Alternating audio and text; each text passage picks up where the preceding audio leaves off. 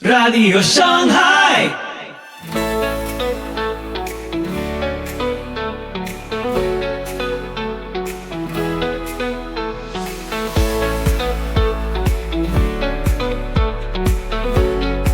Muy buenos días, tardes o noches, donde quiera que estés en el mundo. Soy Pipo Biglione y te doy la más cálida bienvenida a Radio Shanghai. Estás sintonizando el episodio 644 de nuestra 9ª temporada. Prepárate para lo que viene. Hoy, Pentecostés. No fue lenguas, fue volver al Padre. Edgar Pacheco desafía la idea popular de Pentecostés. Sin show, sin misticismo barato y sin obsesión con los dones. El Espíritu Santo no vino a apuntarse a sí mismo, sino a alumbrar a Cristo, borrar la orfandad y llevarnos al Padre. Una clase que incomoda, ordena y te hace repensarlo todo. Toda la música que nos inspira es de Pipo y Banda Ya. Podés escucharla y descargarla en el link en los comentarios. Si querés colaborar con nuestro trabajo, hacelo a través de Cafecito también en los comentarios. Así que ponete cómodo, subí el volumen y empezamos. Soli Deo Gloria.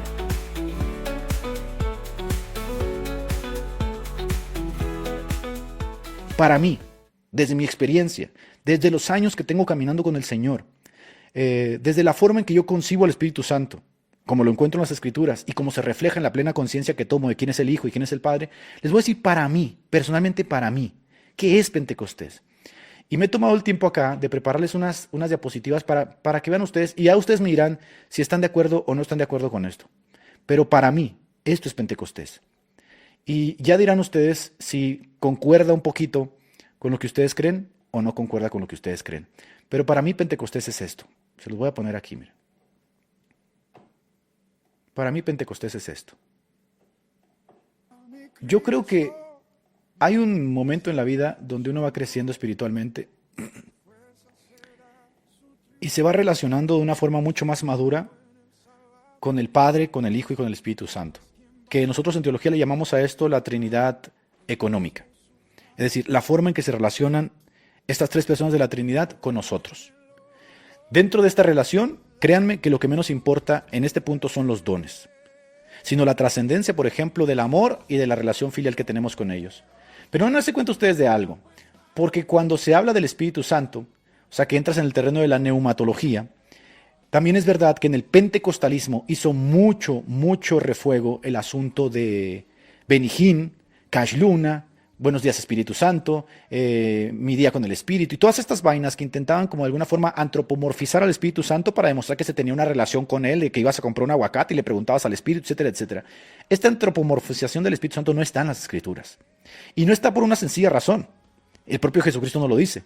El Espíritu Santo no da testimonio del mismo, da testimonio del Hijo. O sea, hay una relación descendente, el Padre, el Hijo y el Espíritu Santo en la economía de la salvación. Entonces muchas veces lo que hacemos es tomar al Espíritu Santo y querer relacionarnos con Él de una forma totalmente distinta a la cual el propio Dios estableció. Y ya lo van a ver ustedes con esto. Primero, el advenimiento del Espíritu Santo en Pentecostés tiene por fin personalizar la verdad. O sea, el Espíritu Santo no solo enseña la verdad, la fomenta y la personaliza en nuestro corazón. Y esa verdad para nosotros es Cristo. Por nosotros con toda libertad podemos decir efectivamente que no podemos ser engañados porque el Espíritu Santo da testimonio de las palabras del Hijo. ¿Ven? O sea, tenemos al Espíritu Santo alumbrando al Hijo y al Hijo relacionándonos filialmente con el Padre. Entonces, ¿qué pasa? Que la libertad humana más elevada no es hacer lo que quieras, sino comprender la verdad de Dios. Y para comprender la verdad de Dios, de las palabras que están vivas, necesitamos la energización del Espíritu Santo dentro de nuestro corazón, haciéndonos conscientes de ellas. Entonces, ¿qué pasa? Cuando yo leo las Escrituras, tengo al Espíritu Santo trabajando en mi vida, haciendo reales esas Escrituras para que pueda entenderlas, para que pueda comunicarlas, para que pueda vivirlas. Y ahí el Espíritu Santo no está dando testimonio del mismo. No se está poniendo un reflector a él mismo. Está obrando según el propósito de Dios en la economía de la salvación. El Espíritu Santo está haciendo lo que la propia Trinidad ontológica ha decretado que se haga. Está alumbrando a Cristo, las palabras de Cristo. Por eso no tenemos otro vicario más que el Espíritu Santo. Ahora, hay una tentación de antropomorfizar al Espíritu Santo y ponerlo dentro de la escala de valores como el superior, porque efectivamente todo este misticismo que se gestó en el pentecostalismo le atribuye al Espíritu Santo como es el miembro de la Trinidad que está olvidado. No está olvidado, papá. El Espíritu Santo no está olvidado. Lo que pasa es que el Espíritu Santo no trabaja atribuyéndose gloria a sí mismo, sino que hay una economía de la salvación del Espíritu Santo, hace ciertas cosas que debemos de tener en cuenta. Yo creo que en esto todos estamos de acuerdo. Otra cosa que el Espíritu Santo hace es que derriba totalmente el sentimiento de orfandad. Porque Jesús nos prometió a nosotros no dejarnos solos, ¿verdad? El Espíritu de verdad mora en el corazón y nos da plena conciencia de nuestra afiliación con el Padre. Fíjense cómo es el asunto descendente, el Padre, el Hijo y el Espíritu Santo. El Espíritu Santo viene a quitar ese sentimiento de orfandad que se llega a tener psicológicamente cuando sabemos que Cristo se ha ido. Y lo que tenemos es que entonces destruye esa sensación, porque una cosa es estar solo y una cosa es sentirse solo. Cuando tú estás solo, dejas de estar solo en el momento que llega una persona y ya estás acompañado, pero sentirse solo es una cuestión existencial, ontológica. Entonces, si Cristo se va, si Cristo no está en la tierra y yo leo sus palabras y no hay alguien que rompa ese sentimiento de orfandad, yo voy a leer esas palabras de Jesucristo, imagínate, pues un personaje histórico más que dijo cosas, ¿no? Pero el Espíritu Santo literalmente borra ese sentimiento de orfandad. Y lo encontramos en Juan 14:18. No os dejaré huérfanos. Pero ¿cómo borra el sentimiento de orfandad? ¿Acaso borra el sentimiento de orfandad diciendo, acá estoy, yo estoy, miren? El Espíritu Santo lo que hace es apunta a Cristo. No os dejaré huérfanos. Por eso le dice Jesús a su discípula en el huerto del Getsemaní, es necesario que yo me vaya, porque si yo me voy es más presencia de Jesús en la tierra, no menos presencia de Jesús en la tierra. Esta es la Trinidad ontológica y la Trinidad económica trabajando plenamente con el ser humano y relacionándose con él. Porque mientras Jesucristo estaba vivo, le era necesario pasar por Samaria. Ahora donde estamos 2 o 3 reunidos en su nombre, no solamente hay libertad, sino que ahí está el Señor entre nosotros, como por medio de su Espíritu Santo. Entonces el sentimiento de orfandad se borra. Y esa experiencia vivificante de entender que el Espíritu Santo nos da testimonio de que somos hijos de Dios y que el Señor Jesucristo está con nosotros y que el Padre mora en nosotros. Señor, ¿qué tiene que ver eso con el don de lenguas? Hay una conciencia plena de quién es el Hijo a causa de la vivificación del Espíritu Santo y el sentimiento de orfandad se destruye. Entonces, ustedes han escuchado, por ejemplo, dentro del discurso de pentecostalismo, que se haga énfasis en esto, que el sentimiento de orfandad se destruya. ¿No es cierto que muchos pentecostales que se hacen católicos terminan haciendo todo lo contrario? Se van allá con María porque sienten que María los acerca a Jesús. ¿Cómo diantres es que María los acerca a Jesús? Si tienes al Espíritu Santo que rompe el sentimiento de orfandad, tú eres de sentirte pleno, papá. El fruto del Espíritu Santo, que es el amor, el gozo, que es una fortaleza, paz, paciencia, benignidad, bondad, mansedumbre y templanza, debería estar vivificándote constantemente. Yo no me siento huérfano, yo no me siento necesitado. Por eso la idea de la intercesión de los santos como una necesidad primaria y casi vinculante a la salvación es una ridiculez. Porque los santos comparten junto conmigo cosas que el Espíritu Santo también les da. Por eso la Biblia dice que todos hemos bebido de este Espíritu. Todos hemos vivido del Espíritu Santo. Entonces, para mí Pentecostés, o como lo ve el pentecostalismo, de tenemos que orar y ayunar para recibir la llenura y el don de lenguas, y después tienes a toda una comunidad de personas hablando lenguas, digo, ¿y dónde están los principales elementos de lo que fue Pentecostés? Porque Pentecostés vino a romper las cadenas raciales. Noten ustedes que el Espíritu Santo descendió sobre hombres, descendió sobre mujeres, descendió sobre griegos, descendió sobre bárbaros, sobre judíos, sobre citas. ¿Por qué nadie dice eso? Que el Espíritu Santo es el único que puede crear la unidad, porque efectivamente el Espíritu Santo fue el único que puede de crear la causa de su poder. Nadie habla a nadie le importa. Pentecostés vino a romper las cadenas sacerdotales, vino a empoderar, esto es la pentecostalidad, vino a empoderar a la persona en su experiencia. Primera de Juan capítulo 2 versículo 20. Nosotros tenemos la unción del santo, que era exclusiva de los sacerdotes, que era exclusiva de los profetas, que era exclusiva de los reyes. Ahora está sobre nosotros, porque para vosotros es la promesa, para vuestros hijos. Entonces yo no tengo una mediación sacerdotal porque no la necesito, porque tengo un sumo sacerdote que me envió a su Espíritu Santo. No os dejaré huérfanos, vendré a vosotros. Y todos estos elementos del Espíritu Santo deberían estar asociados al pentecostalismo, pero el pentecostalismo, tanto pentecostés clásico como neocarismatismo como neopentecostal, están fascinados con los dones espirituales, que yo quiero ser profeta, que yo quiero ser apóstol, que yo hablo en lenguas, que los dones, que esto, que los dones. De hecho, el gran debate estúpido entre cesacionismo y continuismo tiene que ver con dones, porque siempre el pentecostalismo tiene que estar asociado a los dones. Es que en Hechos capítulo 1:8 dice que Dios nos dará dinamis, el poder. Sí, pero dice que nos dará dinamis para ser mártires. Es decir, nos dinamiza, nos vivifica para poder proclamar las verdades que están escritas, que el Espíritu Santo encuentra en Jesús y que proclama también Jesucristo. Es decir, somos ecos de la vida de Jesucristo. No. Dinamis es dinamita para romper a los demonios. Papá, ¿por qué todo tiene que ver con eso? Ahora, fíjense ustedes. Cuando yo me acerco al texto, yo me acerco a un documento histórico. Me acerco a un documento histórico donde se me narran los hechos de un personaje central que es Jesucristo. Me lo narra Pablo, me lo narra Lucas, me lo narra Marcos. Todos me narran el personaje central que es Jesucristo. El personaje central del libro de los Hechos no es el Espíritu Santo, porque eso es contrariar justamente la jerarquía de la Trinidad económica. El personaje central es el Hijo, porque el Hijo es el que se encarna. El personaje central no puede ser el Espíritu Santo, porque el Espíritu Santo nos alumbra al Hijo. De hecho, Jesucristo dijo, tomará de lo mío y se los hará saber. Entonces, en la Trinidad económica tenemos que el fin del hombre, como dice la Confesión de Westminster, es conocer a Dios y disfrutar de Él. ¿Y qué es lo que hace Jesucristo? Nos lleva al Padre. Y ahí hay la afiliación que el Espíritu Santo continúa. El Espíritu Santo nos recuerda las palabras de Jesucristo, que son tener una afiliación con el Padre. Entonces, en última instancia, la vida pentecostal tendría que ser tener una afiliación cada vez más grande con el Padre. La altura, la profundidad, la anchura, el amor de Dios que excede todo conocimiento. No, Pentecostés para estos locos es hablar lenguas.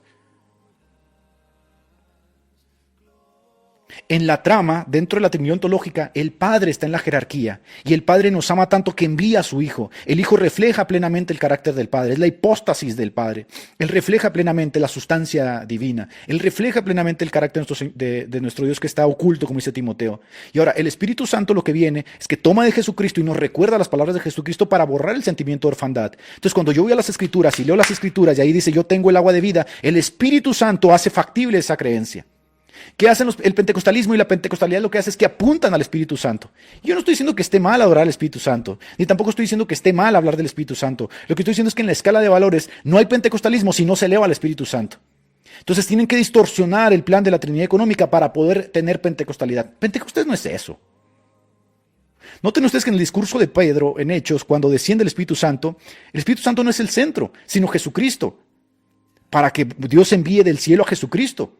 Esta promesa que ustedes están viendo hace eco justamente de que Dios ha levantado a Jesucristo entre los muertos y lo ha coronado como Rey de Reyes y Señor de Señores.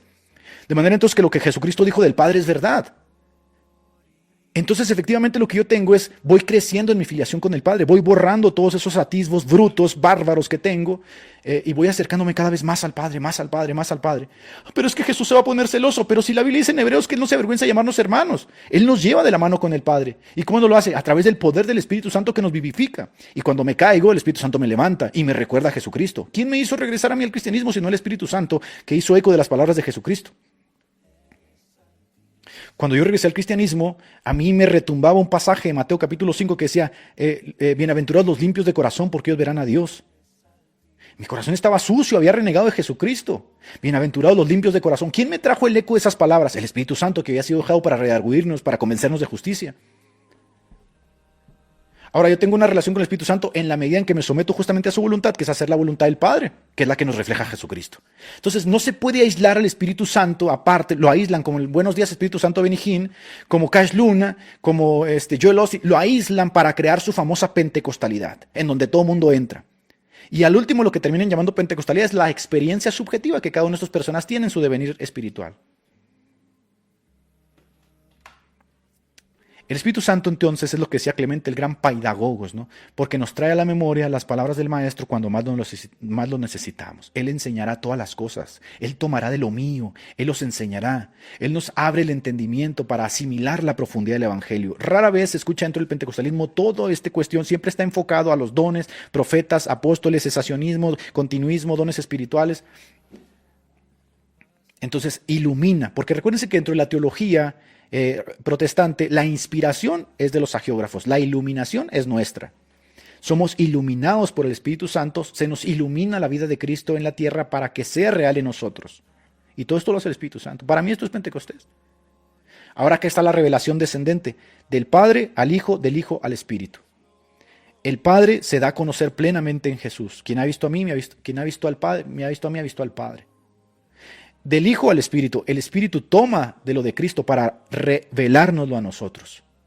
En el creyente, es decir, en ti y en mí, el Espíritu nos lleva de regreso al Padre, sin extraviarnos, como recordándonos las palabras de Jesús. Revela la naturaleza del Padre y el carácter moral del Hijo morando en nosotros. Eso es Pentecostés. Eso es Pentecostés. Y entonces, si tuviéramos un Pentecostés, imagínense nada más los nexos que podríamos crear, reales, de crecimiento y madurez en la vida del creyente, si entendiéramos qué fue Pentecostés. Ahora, el fruto del Espíritu Santo, que no es frutos del Espíritu Santo, el fruto del Espíritu Santo es reflejar básicamente el carácter de Cristo en la tierra. ¿Y quién lo hace? El Espíritu Santo. ¿Pero qué hace el Espíritu Santo? Refleja el carácter de Cristo. Nuevamente, el Espíritu Santo apunta a Cristo. Cristo apunta al Padre. Y en esta Trinidad ontológica nos relacionamos finalmente con el Padre, que es el fin de Jesucristo. Ustedes oren así, Padre nuestro. No, es que habla lenguas y tiene profecía. Porque tiene una relación con el Espíritu.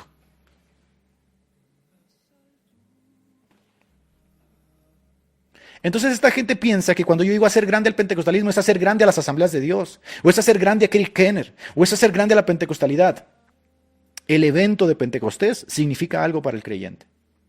Y usted puede ser calvinista tomando todos estos elementos porque esto es precioso. Usted puede ser bautista, usted puede ser luterano, usted puede ser presbiteriano porque estas verdades son universales para los creyentes en general.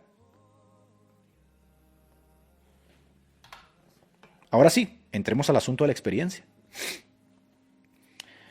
Dado que hay una dotación del Espíritu Santo en nosotros, morando en nosotros, se puede decir entonces que hay una experiencia individual y por lo tanto hay una individualización del amor del Padre. La forma en que yo me relaciono con el Padre es única. Dios lo ha querido así, caramba. No sé si son conscientes de esto. Dios ha querido que mi relación con Él sea única, por eso manda a su Espíritu a morar en mí. Y aunque todos bebemos del mismo Espíritu, el Espíritu no atosiga nuestra personalidad. Yo sigo siendo Edgar, Juan sigue siendo Juan, Pedro sigue siendo Pedro. Y el Espíritu Santo mora en ellos e individualiza su amor, de manera que mi relación con el Padre es única. Él me ve justamente como un hijo único. No en el mismo sentido singular de su Hijo Jesucristo, pero sí como un hijo adoptado único. Y esto es brutal.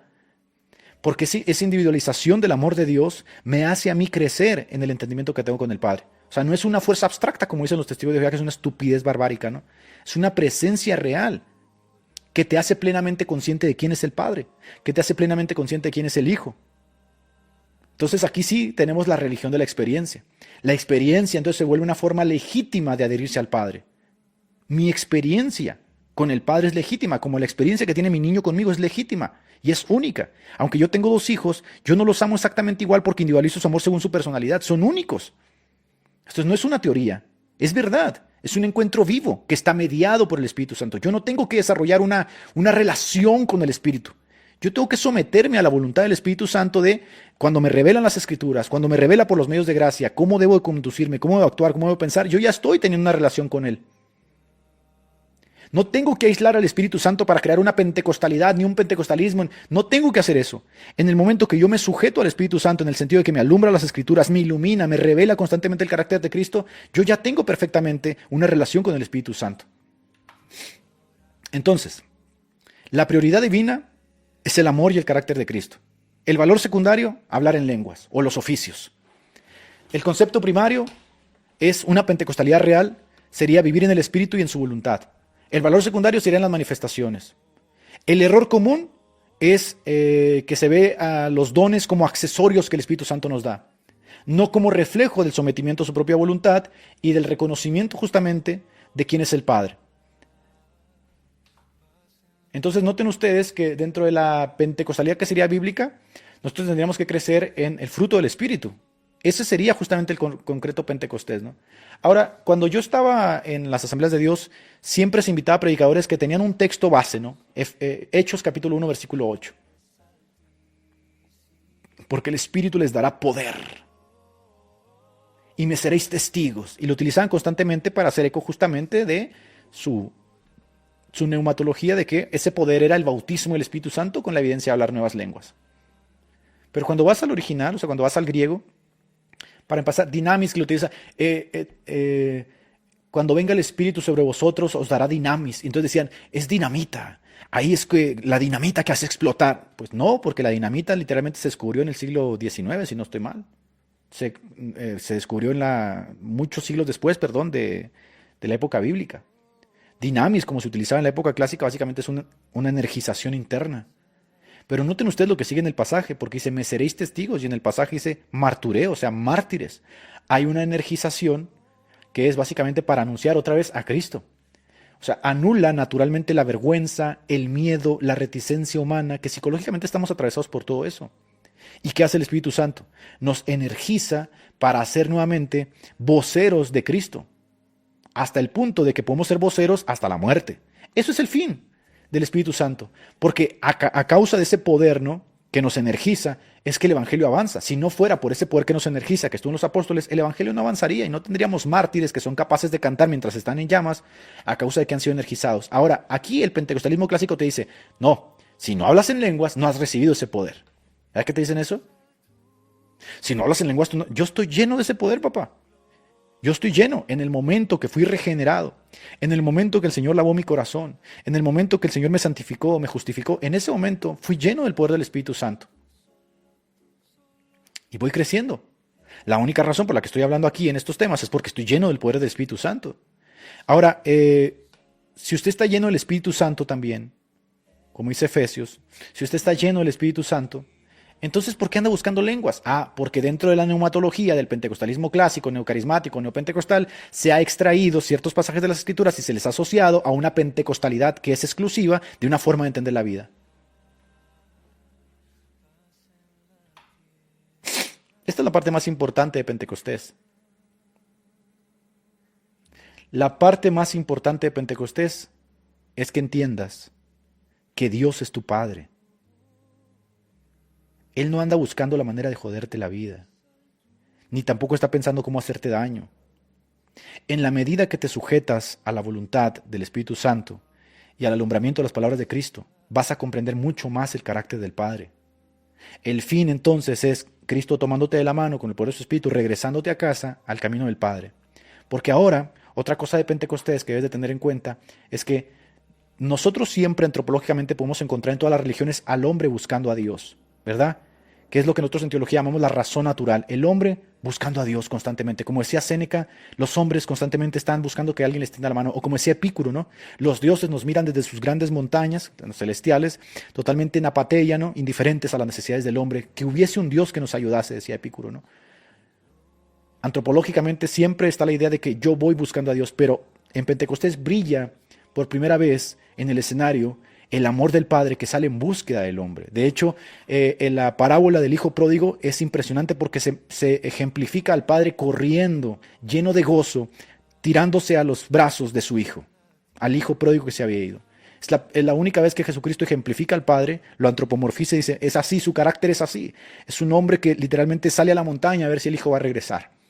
Es un hombre que se para y ve de a lo lejos, ¿dónde está mi hijo? Quisiera que regresase mi hijo.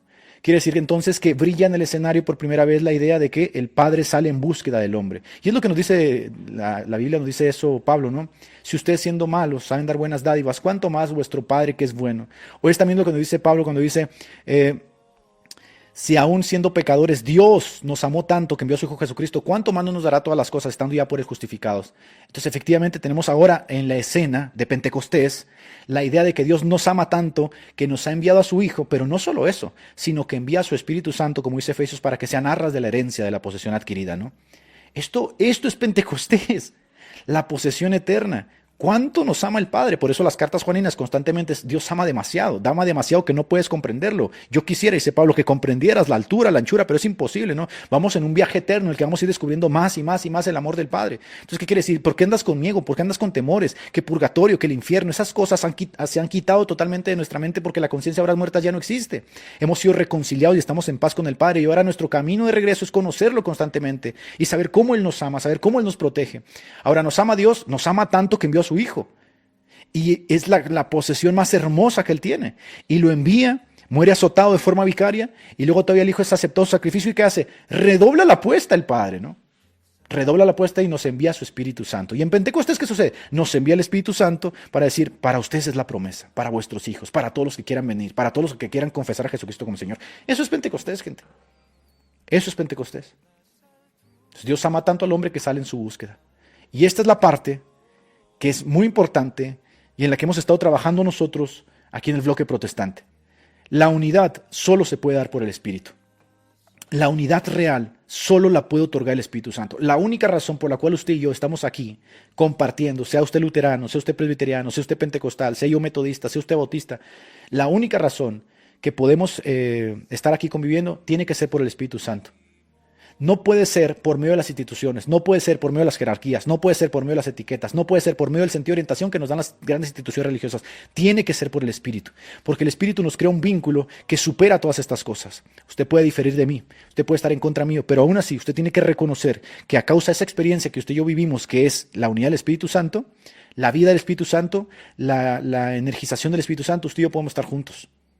Esa unidad no la logra el catolicismo romano, esa unidad no la logran los pentecostales, esa unidad no la logran los bautistas, esa unidad la logra el Espíritu Santo solamente. Entonces, las religiones institucionales están muertas, a menos que entiendan que el futuro no puede ser institucional. El futuro no puede ser la pentecostalidad.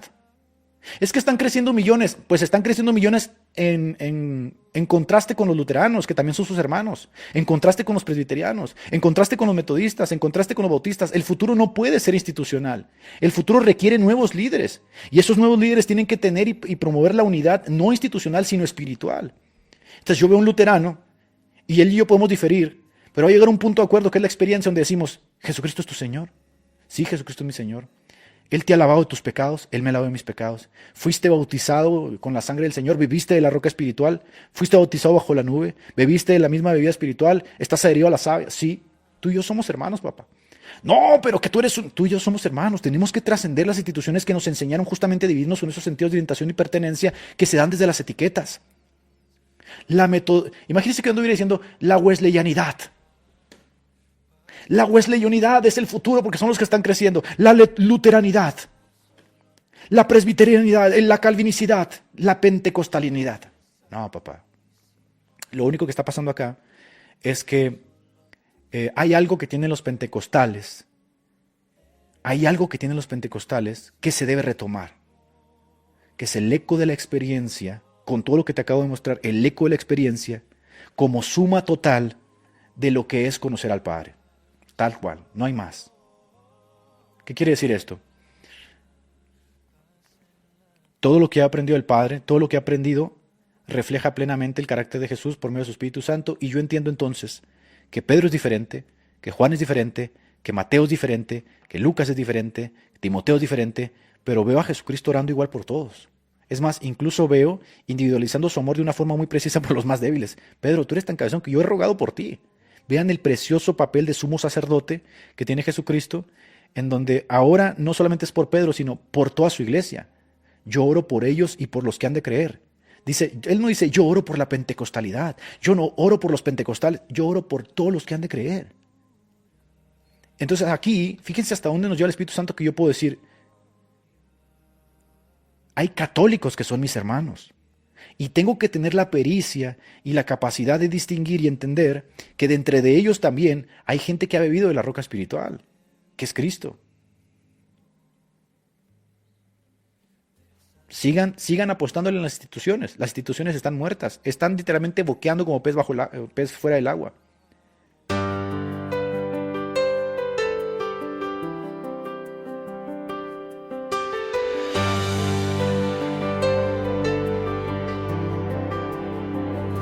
Regocijaos, el Señor es Rey, vuestro Dios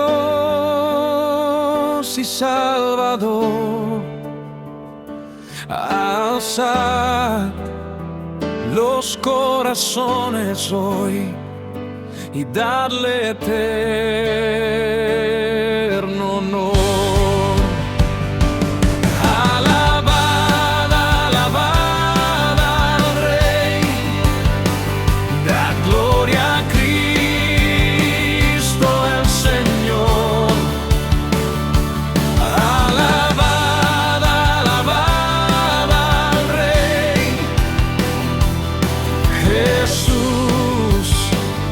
Salvador,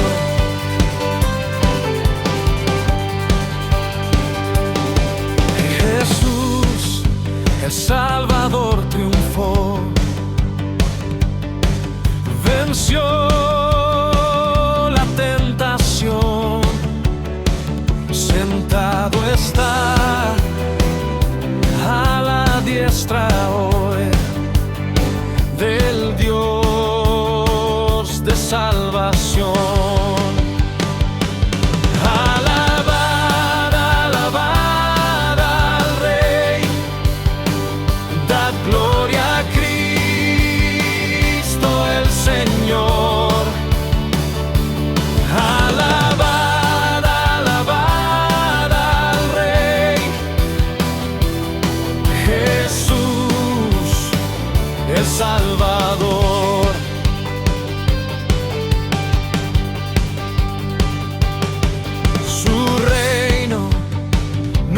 Pasará, su amor no cambiará. La tierra y cielo al fin verán su gloria y majestad. Alabad, alabad al Rey, dad gloria a Cristo el Señor. Alabad, alabad al Rey, Jesús el Salvador.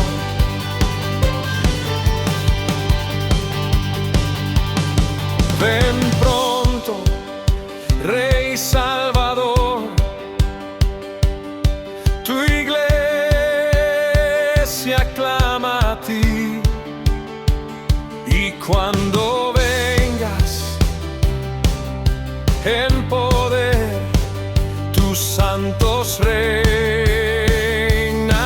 allí. Alabad, alabad al Rey, dad gloria a Cristo el Señor. Alabad, alabad al Rey, Jesús el Salvador.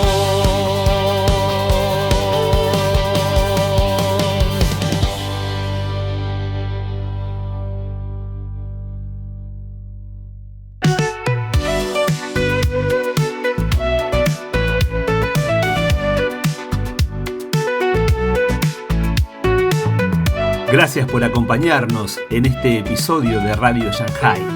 Tu apoyo nos ayuda a seguir conectando el mundo de hoy con los principios eternos. Por eso, te pedimos que te suscribas, nos dejes tu like para que más personas descubran este mensaje. No olvides seguirnos en Facebook, Instagram y Telegram para estar al tanto de todo. Te esperamos, Dios mediante, en nuestro próximo episodio. Que Dios te bendiga.